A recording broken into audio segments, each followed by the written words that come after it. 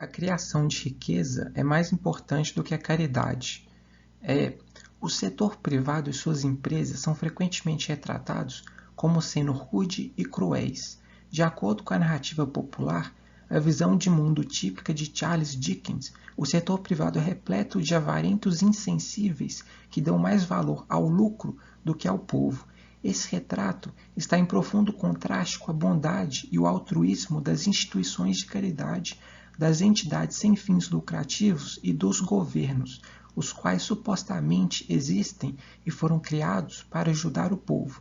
A caridade, em particular, é vista como sendo eticamente superior aos negócios do setor privado e da livre iniciativa. Afinal, o que poderia causar um maior impacto no mundo do que dar aos necessitados? Essa visão do mundo, obviamente, é míope. Embora seja verdade que a caridade ajude as pessoas, o setor privado e a livre iniciativa fazem uma contribuição muito maior à humanidade. Virtualmente todos os aumentos no padrão de vida da sociedade ocorreram por causa do simples comércio, e são os pobres, em especial, que mais se beneficiam.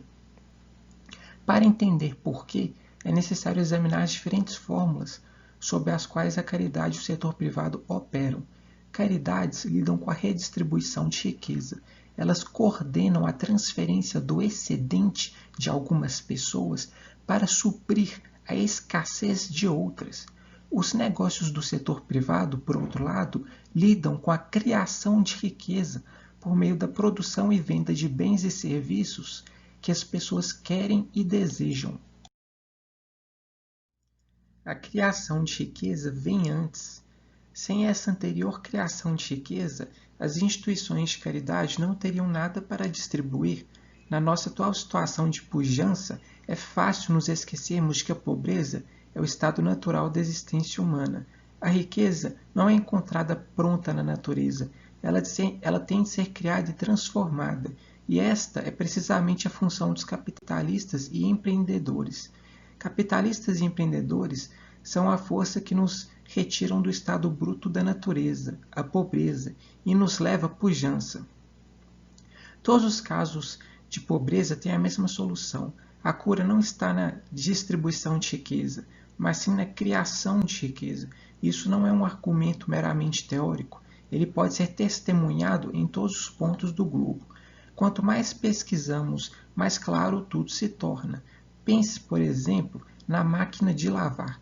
Trata-se de um recurso que consideramos trivial e a qual não damos a devida importância.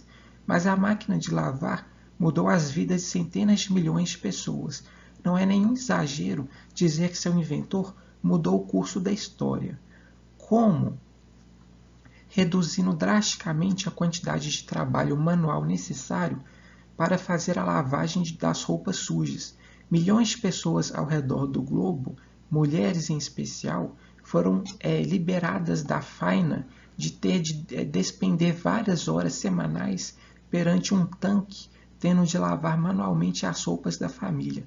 Com a invenção da máquina de lavar, essas mulheres passaram a poder dedicar mais tempo a outros afazeres, como dar mais atenção aos filhos. Façamos uma estimativa bastante conservadora e digamos que a máquina de lavar poupe 5 horas de trabalho por semana. Se 100 milhões de pessoas possuem uma máquina de lavar, então 500 milhões de horas de trabalho são poupadas por semana. Um número tão grande que é difícil sequer imaginá-lo. São 500 milhões de horas que agora podem ser aplicadas em outras funções mais prementes, como adquirir educação e cultura, passar mais tempo com a família, trabalhar e adquirir renda, fazer serviços voluntários, entre outros. O impacto da criação de riqueza e do empreendedorismo sobre as pessoas é enorme. Ainda que o engenheiro que criou a máquina de lavar tenha sido uma pessoa egoísta, e essa é a beleza do capitalismo, talvez a única motivação do criador da máquina de lavar tenha sido ganhar dinheiro, pode até ser que ele tenha bondosamente pensado: puxa, gostaria muito que as mulheres não tivessem de gastar tantas horas da semana lavando roupa, vou inventar algo. Mas isso, por um lado, é improvável. De qualquer maneira, o resultado foi o mesmo. O mundo mudou por causa da sua invenção. O comerciante que encomenda e revende máquinas de lavar, os engenheiros que inventam novos e melhores modelos, os empreendedores capitalistas do ramo siderúrgico que descobrem maneiras mais baratas de criar as matérias-primas essenciais para a fabricação da máquina de lavar, todos eles contribuem para o aumento exponencial no padrão de vida das pessoas. O empreendedorismo e seus efeitos propagadores. Os benefícios do empreendedorismo não apenas são imediatos, como também criam um efeito borboleta. Considere o que ocorre com crianças que nascem em famílias que possuem máquinas de lavar. Elas também se beneficiam do fato de suas respectivas mães terem mais tempo livre. Elas podem ser mais bem cuidadas e mais bem educadas. Com mais tempo livre, suas mães podem até trabalhar fora e ajudar no orçamento da família, o que permite que a criança vá a uma boa escola e até mesmo se torne um engenheiro ou empreendedor futuramente, quem sabe. Talvez a invenção da máquina de lavar tenha dado uma contribuição essencial para a cura de várias doenças. Afinal, as crianças que crescem e se tornaram médicas tiveram de ter um padrão de vida mais alto que as permitissem cursar uma boa universidade de medicina. Mas os efeitos propagadores não param por aí. Pense nos indivíduos que são salvos pelo médico que faz cirurgias complexas. Eles e suas famílias também se beneficiaram da existência da máquina de lavar e, consequentemente, poderão continuar trabalhando e produzindo ainda mais para o resto da sociedade. Em outras palavras, a criação de riqueza é exponencial e literalmente muda o curso da história. Um capitalista ganancioso pode se preocupar apenas consigo próprio, mas as invenções que ele financia, bem como sua eficiência, acabam beneficiando a sociedade de maneira extraordinária. Agora, compare isso à caridade. Dar uma máquina de lavar para uma pessoa irá mudar a vida dela, sem dúvida, e certamente criará benéficos efeitos propagadores. Mas criar uma máquina de lavar ou inventar uma melhor é o que muda o mundo. Até mesmo suprir as indústrias com as matérias-primas necessárias para a construção da máquina de lavar muda o mundo. Os trabalhadores das mineradoras, ou mesmo a garçonete que serve o almoço para esses trabalhadores, estão diretamente envolvidos nesse processo de retirar as pessoas da pobreza. Isso não diminui o papel da caridade. Ela também desempenha uma função valiosa. Se você é como eu, se você não é um engenheiro ou um empreendedor, então a caridade é uma maneira essencial de ajudar o seu semelhante. Nem todo mundo tem as habilidades necessárias para criar uma nova invenção ou para se tornar um empreendedor de sucesso, mas isso não as impede de fazer uma diferença positiva para o mundo. Entretanto, temos de ser realistas.